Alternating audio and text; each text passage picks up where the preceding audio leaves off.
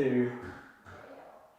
All right, welcome back to the TCI studio. We are going to do this week's edition of the RecruitCast. We got a lot to talk about today. Gavin and I spent the weekend down in Alabama. No, we didn't go see the Tide. We went to see now announced commitment, E.J. Williams. Gavin, we went down there Friday night and talked to us a little bit about that game experience. Yeah, it was a great game once we actually got it started. It was about at least a 2-3 hour rain delay, or excuse me, a lightning delay. They would have played through rain, but there was lightning in the area. And so every time there was a lightning flash, they had to restart the clock, wait another 30 minutes before they could even resume warm-ups before the game. So that took a while, but once we finally got started around maybe 10 Central Time or so, it was great. We really enjoyed watching EJ play. He was targeted, maybe not as much as he should have been in our opinions, but he was targeted several times, pretty much caught everything that came his way. Very sure-handed, very good route runner. He's a possession type guy. He made a very big catch on 4th and 7 late in the game as Central was driving down the field trying to take the lead. Unfortunately, they wound up fumbling on that drive. Did take the lead, yeah, had a penalty. They did, yeah, had a penalty. Then they fumbled on the 2 or the 3? Fumbled on the 2 or 3, so that play didn't actually mean a whole lot in the end, but it was a great play at the time. And just the fact he got his foot in near the sideline, hauled it in.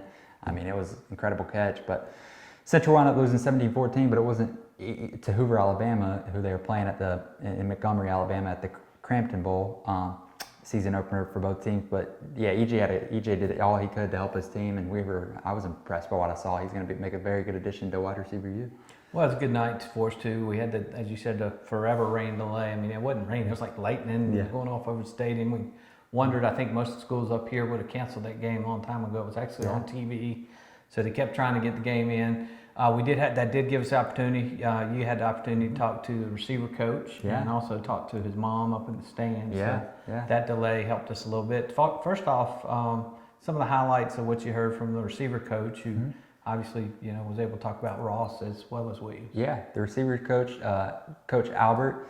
He actually was a walk-on at Auburn in 08 and 09, I believe, before transferring to Troy to finish out his career. He played at Prattville, Alabama in high school, won a couple state championships there. So was a good player in his day. But he coached EJ. He's also coached Justin Ross. So he's been very fortunate to have two elite type guys in his receiving corps at Central. So he had a lot of good things to say about EJ, how EJ's kind of started to step up into Justin's shoes and fill that leadership void that Justin left. And he just talked about, how he's become, Coach Albert has become sort of a big brother figure to EJ, because EJ, of course, his father passed away. So Coach Albert said, no, I'm not a father figure to him because he's bigger than I am. But he sees himself as more of a big brother figure to him. And he said that EJ actually comes over to his house and spends time with his fiance and his daughter, Coach Albert's fiance and daughter. So he goes over there, and he said he actually came over to the house one time, Coach Albert, and he looked out and EJ was jumping on the trampoline with his daughter. So he gave really good insight into what kind of young man that EJ is turning into off the field. So that was really cool. Well, like we were talking about before, we saw that after the game. Very heartbreaking game. Oh yeah. They gave that one away. Should have beat Hoover. Yeah. Tough loss. But EJ talked to us after the game, and he didn't want to talk about the touchdown catch or any of his personal accomplishments. He was all about talking about the team and the team loss and what that meant. Very classy kid. Very classy. He sucked it up and gave us good answers. Wasn't pouting. It wasn't all about me. He was about this is about the team. We got a lot of improvement to do, get better. After it was before his announcement, so he spoke a little bit about that, and he was like, I'm ready to get that out of the way so I can return my focus to my team and because he was like, clearly we have room to improve. A lot of room to improve after this loss, so he's ready to get back and focus on getting better with his team and not talking about himself or the big plays he made in the game or his big announcement tomorrow. He did speak about that, but he wasn't wanting to go and elaborate on that a whole lot because he wasn't wanting to worry about himself. So that says a lot about him. Saturday we went to Central High for his big announcement.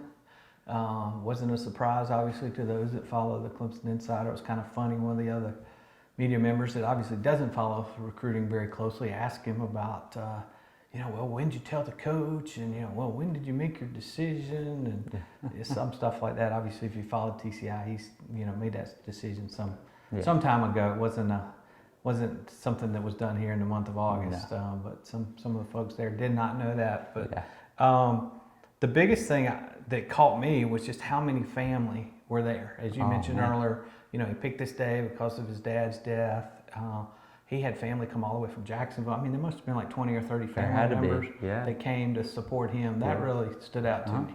I'd say that's probably the most family members I've seen at an announcement. I mean, you usually see a good many, but they were just droves coming in through the door before the announcement. They were just one after the other filing in, and we spoke to a lot of them about what kind of person EJ is off the field and stuff, and they all had great things to say about him. We've already discussed that, but I mean, yeah, he's got a very great support system coming into Clemson. He's, you know, they're very close, tight-knit family, especially his immediate family, EJ, because we mentioned, you know, he lost his father, so his mom and his two sisters, both of whom are very great athletes themselves, they're all just really close, and I mean, he's going from one family he's going to the Clemson family, but he's definitely got his own family that is a very tight-knit group that we were able to see that firsthand, which was cool. One of the things Coach DeBose told us there before the announcement on Saturday was just talking about comparing him and Justin, and just talked about not his height, but his length, you know, the arm length and all of that is